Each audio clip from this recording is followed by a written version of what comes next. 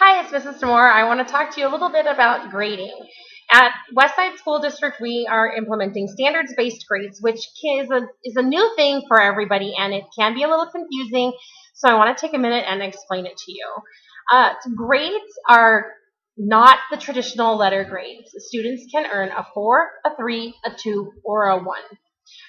Almost every child is going to get a 3 or a 2. So I'm just going to put that out there right now. Almost every child is going to earn a 3 or a 2.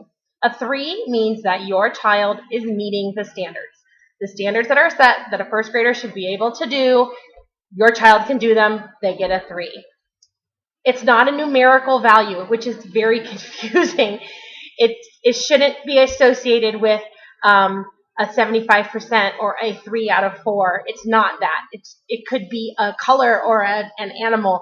It's just your child is meeting the standards. That's all it means. A 2 means your child is approaching meeting the standards. They're still working on it. I really think of the grades as I haven't got there yet. It's a yet question. They're still working on it, which is where a lot of them will be. I'm working on meeting the standards. I'm learning. That's what first grade is all about. There are a few, I don't see them very often, children who could get a 1 or could get a 4. It's very rare. A child who has a 1 is a child who has absolutely no idea what is going on. I ask them to draw a blue ball, and they give me a picture of an airplane. It's like they're in a different world than the rest of us, and they are not where we are yet. It doesn't mean they won't get there, but I have to have a way of communicating with you that they are not where the rest of us are, and that's what a 1 means. They're in a different place than the rest of us. A 4 is a child that's not already meeting the standards, not only already meeting the standards, but has exceeded them. And the tricky thing about earning a 4 is that you have to realize that a grade is made up of several assignments. And in order to earn a 4 on a report card, all of their assignments in that grade would have to be a 4, which is next to impossible. So please don't set your child up to earn a 4 and then feel like they have failed when they haven't, because I have yet to have kids get 4s. So I just don't want you to feel like you're missing something if you don't have a 4, because it's just next to impossible to get one. Doesn't mean that you can't get one on an assignment, and when you get one, you should be very, very proud of your child. But I don't see it as a realistic possibility to have one on your report card all the time and feel like, oh, I have to have a 4 on my report card. I want to put it out there from the beginning so that you don't have unrealistic expectations the way that standards-based report cards are designed.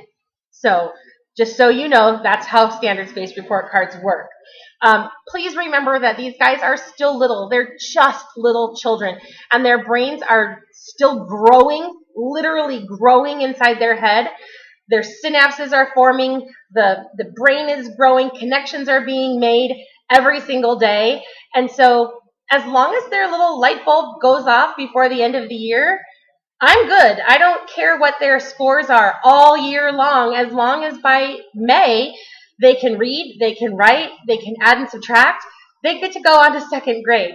Everybody's light bulb goes off at a different time. So, that all being said, we're a team. You are a team with me and the child. The 3 of us are a team. We have to work together to ensure their success. We need to be in constant communication. I am as transparent as I can possibly be. There shouldn't be any surprises at the end of the year. I want to communicate with you their successes as well as their challenges.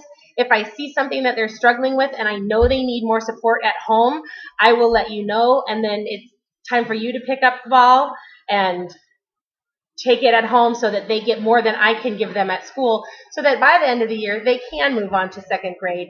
And we know that we've given them every possible support that we can. Please always check their progress on PowerSchool, and if you have any questions, feel free to reach out to me via email or Class Dojo, and I will respond to you as quickly as I can, as thoroughly as I can, so that we are all on the same page and we're doing everything we can to ensure your child's success and progress and move it forward in the short time that I have with them until they get to move on next year. Thank you so much.